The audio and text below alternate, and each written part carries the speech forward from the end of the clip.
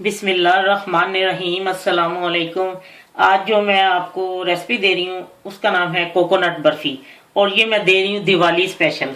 दिवाली के शुभ मौका पर इस दफ़ा मैं आप सबके साथ होंगी। पता है कैसे? आज मैं आपको कोकोनट की बर्फी ऐसी रेसिपी दे रही हूँ, बहुत ही मज़ेदार और आसान और झटपट तैयार होने वाली। जब आप ये बर्फी बनाकर लोगों को खिलाएंगे, लोग बेख्तियार आपसे पूछेंगे आपने कहाँ से ली। जब आप उनको बताएंगे कि रिदा की किचन से लिया है तो मैं आपके साथ हुई ना। चलिए बनाते हैं जल्दी से झटपट बनने वाली कोकोनट बर्फी, ये स्पेशल दिवाली के शुभ मौका पर। और अब मैं आपको बताती हूँ इसके लिए मैंने किन चीज़ों का इस्तेमाल किया। इसके लिए मैंने हाफ लीटर मिल्क लिया, 1 cup coconut, 2 tablespoon milk powder, dry milk powder और 3 टेबलस्पून शुगर। अगर आपको ज्यादा डालनी है आप ज्यादा कर लें, कम डालने का ये आप पे डिपेंड है, आप कितना मीठा पसंद करते हैं। इसमें वैसे इतनी ज्यादा ना भी हो तो वो मतलब बुरी नहीं लगती, बल्कि अच्छी लगती है। थोड़ा थोड़ा हल्का हल्का नमकीन सा जायका दूध मिल्क पाउडर के साथ मिलके ना बहुत ही अच्छा लगता है। तो ये आपकी मर्जी, आप जितनी मर्जी डालें। और 1 टीस्पून बटर, गार्निश के लिए पिस्ता और 3 ड्रॉप्स जो है वो रूह केवड़ा, या आपके पास जो कोई एसेंस है वो डालें। अब मैं आपको बताती हूँ ये झटपट तैयार होने लिए कैसे, जल्दी से मैं आपको तैयार करके बताती हूँ।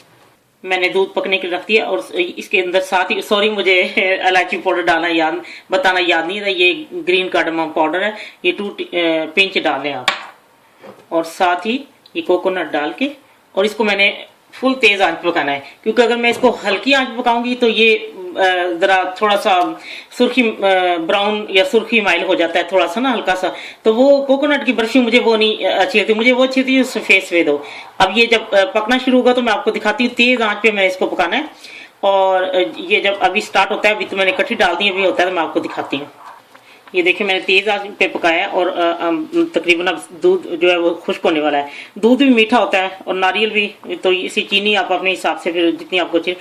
लेकिन एक चीज ख्याल रखें कि जो आपने नारियल इसमें इस्तेमाल करना है वो बारीक वाला हो, जरा मोटा नहीं होना चाहिए। अगर मोटा है तो उसको थोड़ा सा ग्राइंड कर, लेकिन यहाँ मुझे आसानी से मिल जाता है, इसलिए मुझे ये मसला नहीं है। मैं ले लेती हूँ बाजार से, जो फाइन होता है ना वो लें। तो अब मैं इसमें चीनी डालने लगी हूँ और जब ये बिल्कुल खुश्क होने के करीब होता है तो मैं आपको दिखाती हूँ और मैंने क्या इसमें शामिल करना है। लीजिए ये खुश्क हो चुके हैं। अब मैं इसमें देखें रंग उसका सफ़ेद है क्योंकि मैंने तेज़ आंच पकाया है। और ये मैं एक जो चमची मैंने टीस्पून बटर लिया था, अब मैं इसमें थोड़ा सा इसको भूनती हूँ, फिर मैं आपको बताती हूँ कि मैं क्या करना है।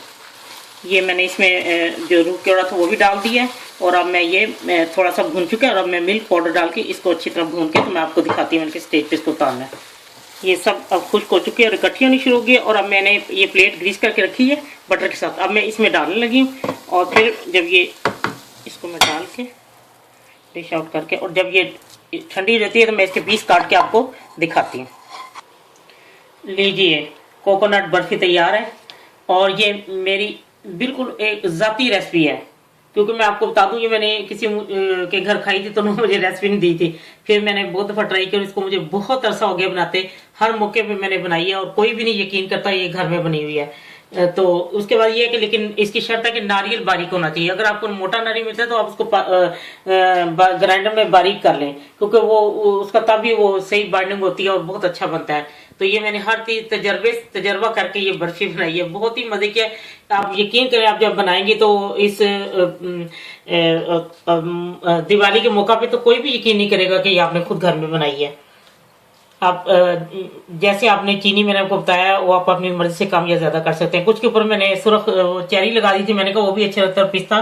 तो बस इसका ये है कि आप ठंडा होने दें, ठंडा होने के बाद इसके पहले पीस काट लें, हल्के हल्के जरा गर्म हो, उसके बाद इसको ठंडा होने के बाद आप मतलब पीस को अलग कर सकती हैं। तो ये आप जब बनाएंगे तो यकीन आपको बहुत पसंद आएगी, ट्राई करके देखें। आखिर में अपने सब बहन भाइयों को जो दिवाली मना रहे हैं बेस्ट विशेष के साथ हैप्पी दिवाली। जब आपका दिल चाहे आसान और मज़ेदार खाना खाने को तो आइए ना रिदा की किचन में। प्लीज़ सब्सक्राइब करना, लाइक करना और कमेंट्स देना ना भूलें। हैप्पी दिवाली। अल्लाह हाफिज़।